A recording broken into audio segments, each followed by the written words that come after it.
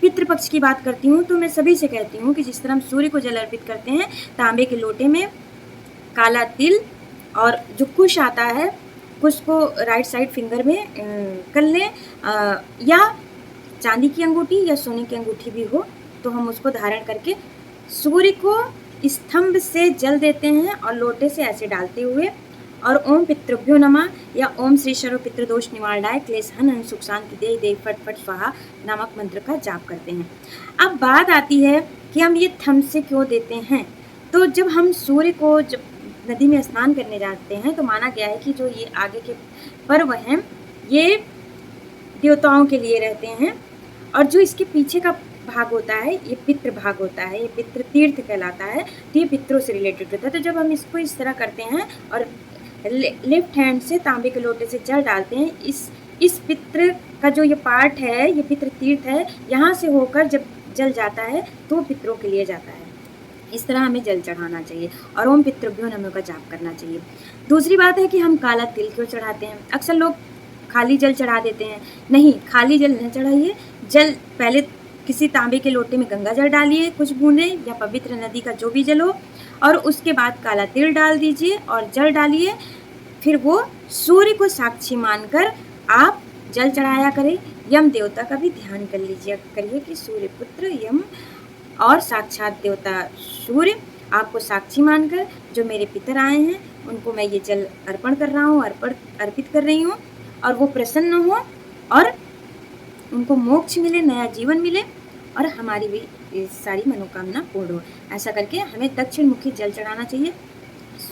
उतनी समय पूर्वजों का मुख पश्चिम होता है, हमें दक्षिण मुखी होकर जल चढ़ाना चाहिए।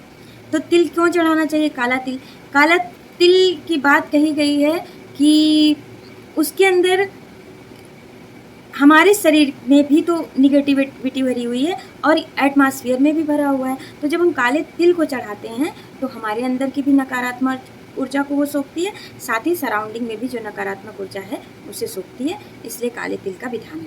अब हम कुश को क्यों धारण करते हैं? कुश के बारे में एक वीडियो पहले भी पढ़ा था, जब गणेश जी को दुर्वा चढ़ाने की बात की गई है तो उसमें पहले कुश का विधान है, फिर उसके टाइप्स आप हैं जिसमें दुर्वा या दूब आता है। तो ये सबसे पवित्र घास मानी गई है जिसको इस उंगली में पहन के फिर हम लोगों को जल चढ़ाना पड़ता है। दूसरी बात है कि लोग कहते हैं कि हमारे माता पिता हैं तो हम क्यों जल चढ़ाएं। तो जैसे मैंने ही कहा है कि जब पुत्र प्राप्त होता है या पुत्री प्राप्त होती है तो होता है कि हम पितृ ऋण से ऋण हो गए हैं, हमारी जनरेशन आगे बढ़ गई है। तो ऐसा नहीं है, सिर्फ पैदा होने से जनरेशन आगे नहीं बढ़ी, जब तक कि हम अपने उस कुल के दायित्वों का निर्वाह न करें। और ये एक संस्कार है, जब हम अपने पूर्वजों के निमित्त जल अर्पण करते हैं या हम लोग बलि देते हैं या तर्पण करते हैं या मार्जन करते हैं, तो स्त्री पुरुष जो भी जिनकी मैरिज भी हो गई है, अनमैरिड भी हैं, वो एक लोटा जल सूर्य को साक्षी मानकर चढ़ाएं। अब बात आती है कि बलि क्या होती है। तो बलि का मतलब यहाँ किसी की बलि से रिलेटेड नहीं है।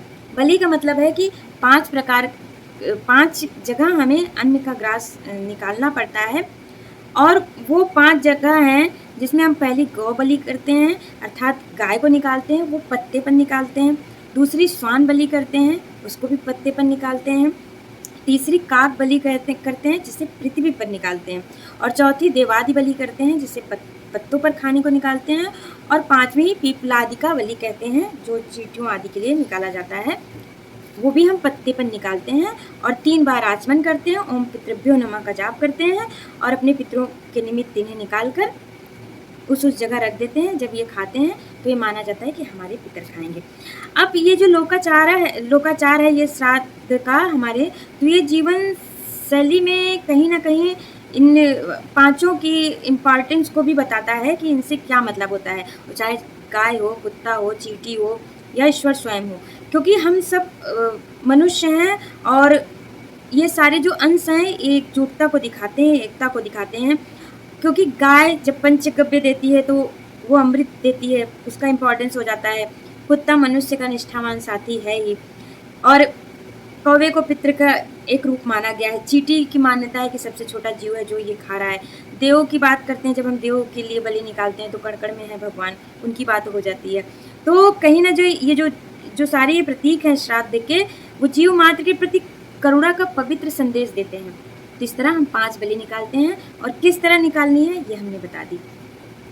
और अगर आप लोगों को अभी भी कोई भी प्रश्न है या आपकी कुंडली में आपको पता है कि दोष है, या आपको लगता है कि मेरी कुंडली से रिलेटेड मुझे पता चल जाए कि दोष है और इस टाइम पीरियड में हम निवारण कर सकते हैं, तो आप अपनी कुंडली का विश्लेषण कराइए, अपॉइंटमेंट लेके लाइव आते हैं तो वहाँ पर आप मुझसे प्रश्न पूछ सकते हैं। हाँ, क्या अन्य कैरेक्टर है उसको भी बताएंगे, उससे आप जान सकते हैं। अब बात आती है कि जब हम